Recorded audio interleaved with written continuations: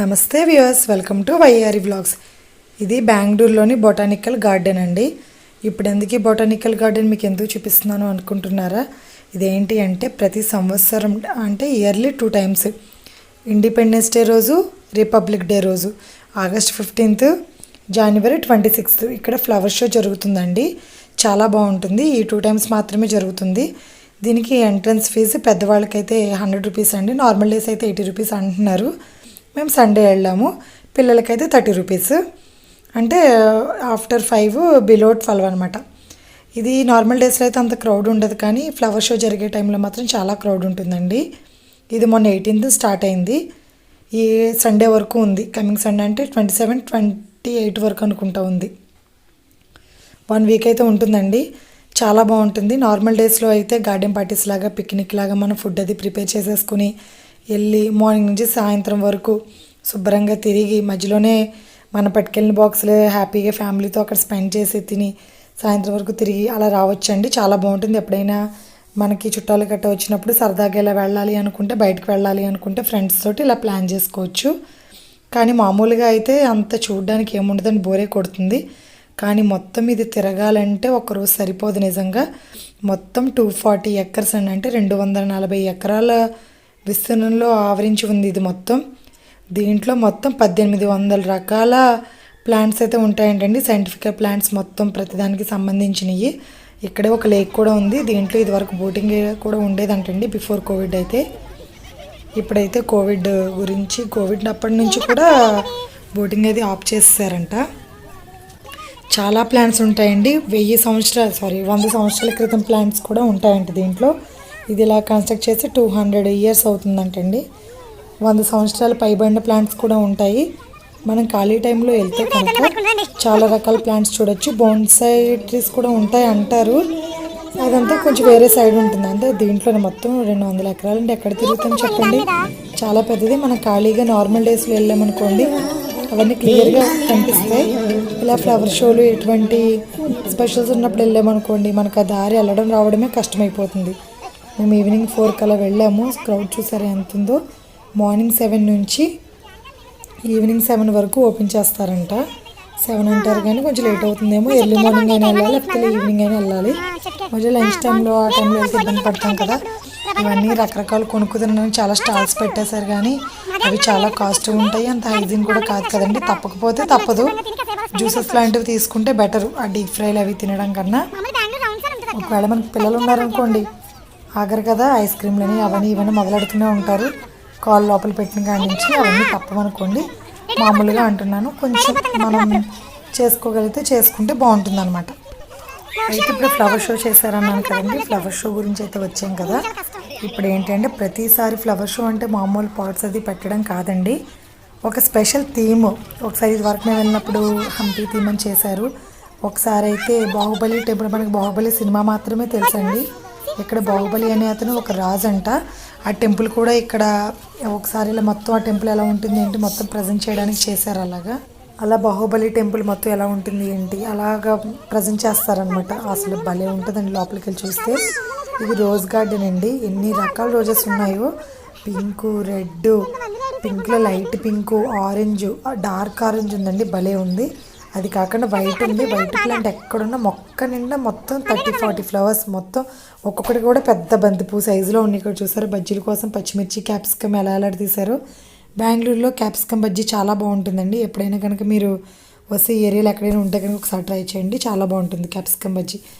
అయితే అక్కడి నుంచి ఫ్రంట్కి వచ్చేస్తే రోజ్ గార్డెన్ చూసాం కదా, అదొకటి ఫ్రంట్కి వచ్చేస్తే ఇలా మనం ఎక్కడ అడ్రస్ తెలియక్కర్లేదు. చిన్న చిన్న బోర్డులు ఉంటాయి. అది ఇంత పెద్ద దాంట్లో ఎక్కడ షో పెడతారు అంటే గ్లాస్ అని చెప్పి గ్లాస్ రూఫ్తో చేశారండి. మధ్యలో ఇలాంటి ఫ్లవర్ షోస్ కోసమే చేయడానికి అనమాట.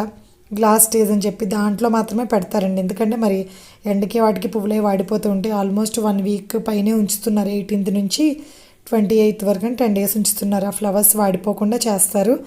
ఇక్కడ చేసే డెకరేషన్ నార్మల్ ఫ్లవర్స్తోనే కాదండి, ఫ్లవర్ పాట్స్తో కూడా చేస్తారు. ఆ పాట్స్ కూడా ఇంటర్నేషనల్ నుంచి కూడా తెప్పిస్తారంటండి. ఫ్లవర్స్ చాలా రకాల పాట్స్ ఇంటర్నేషనల్ నుంచి కూడా వస్తాయంట. మనం చూడలేదండి అసలు. లోపలికి వెళ్ళి చూస్తే ఇటువంటి చామంతి పూలు మనం చూసేమా అనిపిస్తుంది. ఒకసారి మీరు వెళ్ళి మీరు కనుక అటువంటి చామంతులు ఎక్కడైనా చూస్తే కనుక ఖచ్చితంగా పిన్ చేయండి. ఫ్లవర్ షో ముందు వస్తుంది కదా, చూస్తారు కదా, ఆ కలర్ చామంతి పూలు కనిపిస్తే మాత్రం పిన్ చేయడం మర్చిపోవద్దు. నేను ఇక్కడే చూశానండి, నిజంగా అలా ఉండదు, ఆర్టిఫిషియల్ ఫ్లవర్స్లా ఉన్నాయి. కొంతమంది ఏంటంటే ఇక్కడ ఇందులో నర్సరీలు కూడా పెట్టుకున్నారు, మేబీ ఇక్కడ కండక్ట్ చేసే ఆర్గనైజర్స్ నుంచి షాప్స్ లాగా అనమాట. అసలు ఇవి ప్లాస్టిక్ ఫ్లవర్స్ అన్నట్టు ఉన్నాయండి, ఎంత బాగున్నాయి అంటే పార్ట్స్. వీళ్ళు స్ట్రిక్ట్లీ నో కెమెరాస్ నో అని చెప్పి బోర్డు పెట్టేశారు. వీడియో తీస్తున్నా ఏమీ అనలేదు కానండి, ఇది మాత్రం మీకు చూపించకండి, ఎందుకు వదిలేయాలన్న కక్కుర్తి సీక్రెట్గా అలా ఇలా తీసేసాను ఎలాగా. కానీ వాళ్ళు తీయడం చూసినా పెద్ద ఏమీ అనలేదు అసలు. బోర్డు పెట్టారు అంతే, అంటే అక్కడే ఉండిపోతారు కదా అని చెప్పి బోర్డు పెట్టారు అంతే, అది పెద్ద ప్రాబ్లం ఏం కాదు. హ్యాంగింగ్ పాట్స్ ఉన్నాయండి, ఇప్పటిదాకా నేను రకరకాల హ్యాంగింగ్ పాట్స్ చూశాను కానీ హ్యాంగింగ్ పాట్స్కి పెద్ద పెద్ద వేర్లు అలాంటి ఫ్లవర్స్ భలే ఉన్నాయండి అసలు. చాలా రకాలు ఉన్నాయి, రేటు కూడా అలానే చెప్తున్నారండి, మినిమం 300, 400, 500 అలా ఉన్నాయి. కానీ మరీ ఓవర్ రేట్ అయితే నేను అనుకోను, కొంచెం బాగానే ఉన్నాయి. అంటే వెరైటీ ప్లాంట్స్ అనేటప్పటికీ ఆ మాత్రం ఉంటాయి కదా, కొన్ని కొన్ని నార్మల్ ప్లాంట్స్ ఉన్నాయి, నార్మల్ ప్లాంట్స్ నార్మల్ కాస్టే చెప్తున్నారు వాళ్ళు. గోల్డెన్ పోతెస్ అని లేకపోతే ఎలిఫెంటియస్ అని అటువంటి ప్లాంట్స్కి మామూలు కాస్టే చెప్తున్నారు, వాటికి ఏమీ ఎక్కువ కాస్ట్ ఏం చెప్పేయట్లేదు. కొంచెం స్పెషల్ ప్లాంట్స్కి మాత్రం కాస్ట్ ఎక్కువగానే చెప్పారండి. ఆ మాత్రం చెప్పకపోతే వాళ్ళు ఎక్కడి నుంచో వచ్చి ఇక్కడ షాప్ పెట్టుకుని ఇవన్నీ మనకు ప్రజెంట్ చేసి కొనేవాళ్ళు ఇద్దరు ఉంటే చూసి వెళ్ళేవాళ్ళు 200 మంది ఉంటారు కదా. ఇప్పుడు వెళ్ళిన వాళ్ళు అందరూ కొన్నారు కదా, మేము వెళ్ళాము కొని వచ్చామా, అలానే అందరూ వస్తూ ఉంటారు కదా, అలానే అనమాట. ఈ లాల్బాగ్లో ఈ ఫ్లవర్ షో టైంలో ఈ నర్సరీస్ కూడా నాకైతే సెంటర్ ఆఫ్ అట్రాక్షన్ అని అనిపించిందండి. ఎందుకంటే రకరకాల ప్లాంట్స్, ఇప్పుడు మనం నర్సరీకి వెళ్ళి మొత్తం మామూలుగా ప్లాంట్స్ చూసి వస్తామని చూడం కదా, మనకు ప్లాంట్స్ గురించి ఎలా తెలుస్తాయి. ప్లస్ ఏంటంటే ఈ మధ్యన బాగా ఇండోర్ ప్లాంట్స్ అవుట్డోర్ ప్లాంట్స్ అని మంచి ఆక్సిజన్ ప్యూరిఫైర్ ప్లాంట్స్ అని బాగా పెడుతున్నారండి ఇంట్లో. మేము కూడా చాలా మొక్కలు పెట్టాము, అలానే అలా పెట్టండి. మీకు తెలిస్తే కనుక ఇప్పుడు మనకి ఆక్సిజన్ ప్యూరిఫైర్ ప్లాంట్స్ అని చెప్పి నెట్లో కొట్టండి, మనకి ఏవేవో అవసరం లేదు, జస్ట్ స్పైడర్ ప్లాంట్ అని అలా చిన్న చిన్న మొక్కలు చాలా రకాలు ఉన్నాయి. అవి వీలైతే ఇంట్లో పెంచడానికి ట్రై చేయండి. మన నర్సరీలకు వెళ్తూ ఉంటే ఇటువంటి చోట్లకి వెళ్తూ ఉంటే అసలు అవి ఏంటనేది తెలుస్తుంది అనమాట. అందుకని అక్కడి నుంచి బయటకు వచ్చేసాము.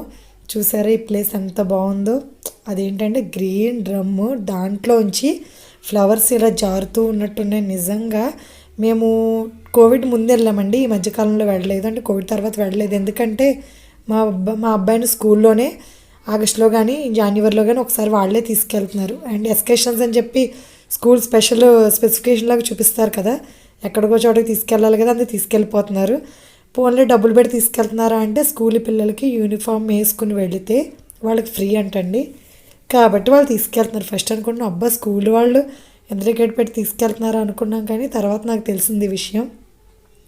అయితేనే పిల్లోడు బాగా ఎంజాయ్ చేసి వస్తున్నాడు కదా, వాడి కోసం మనం ఇవన్నీ తిరగలేము, అందులో మా పాప చిన్న పాపతో తిరగలేము కదా, హ్యాపీగా 2 years నుంచి ఎంజాయ్ చేస్తున్నాడు కాబట్టి మేము లైట్ తీసుకున్నామండి. ఈ ఇయర్ తీసుకెళ్ళలేదు వాళ్ళు ఇక్కడికి, వాడు తీసుకెళ్ళమని అడిగాడు. సరేలే పిల్లలు కూడా, మా పాప ఇప్పుడు ఫ్లవర్స్ చెప్తుంది, ఫ్లవర్స్ అంటే కలర్స్ అవన్నీ చెప్తుంది, సరే దానికి కొంచెం బయటకు అవుటింగ్కి వెళ్ళినట్టు ఉంటుంది కదా అని వెళ్ళామన్నమాట.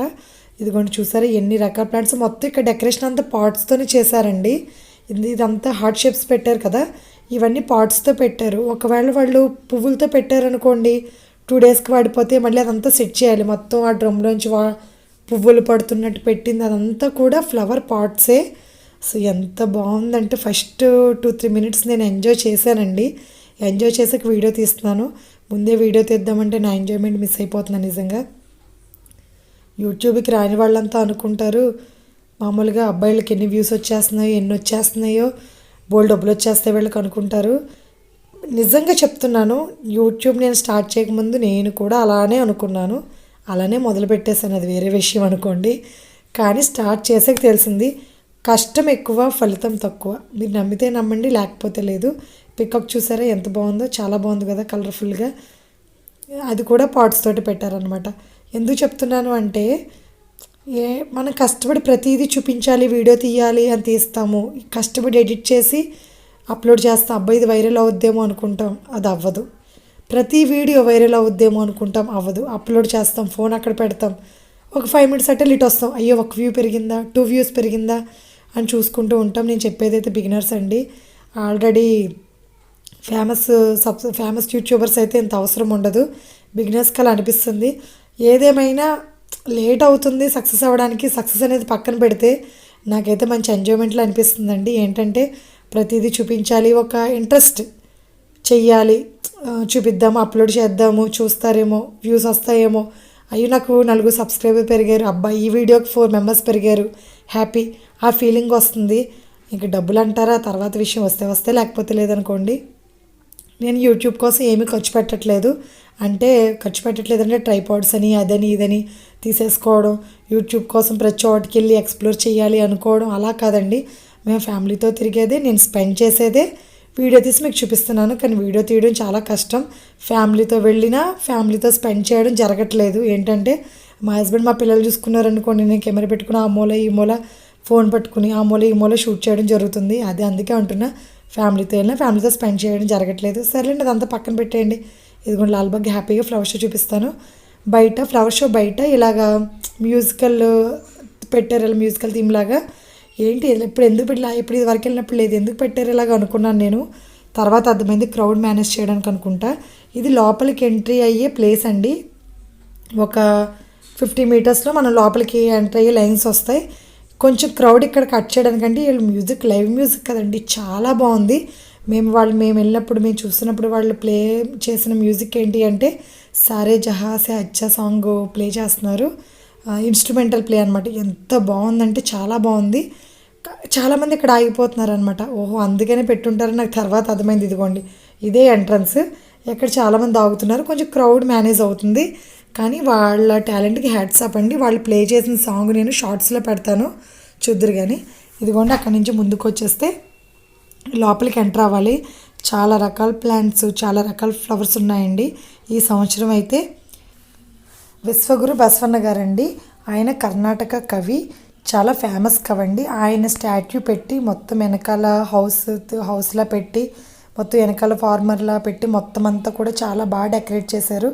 మొత్తం ఫ్లవర్స్ అండి. నేను మ్యాక్సిమం నా వరకు వీలైనంత వరకు మొత్తం చూపిస్తాను, చూడండి. చూసి ఎలా ఉందో లైక్ చేయండి, షేర్ చేయండి. మీకు నచ్చితే కనుక షేర్ చేయడం అసలు మర్చిపోవద్దు. ఇంకా నా బొంగురు గొంతుతో మీకు ఇదంతా ఎందుకు కానండి, నేను మ్యూజిక్ పెడతాను. మ్యూజిక్తో మొత్తం ఈ లోపల ఈ గ్లాస్ హౌస్లో మొత్తం ఎలా డెకరేట్ చేశారేంటో ఒకసారి చూసి ఎంజాయ్ చేయండి.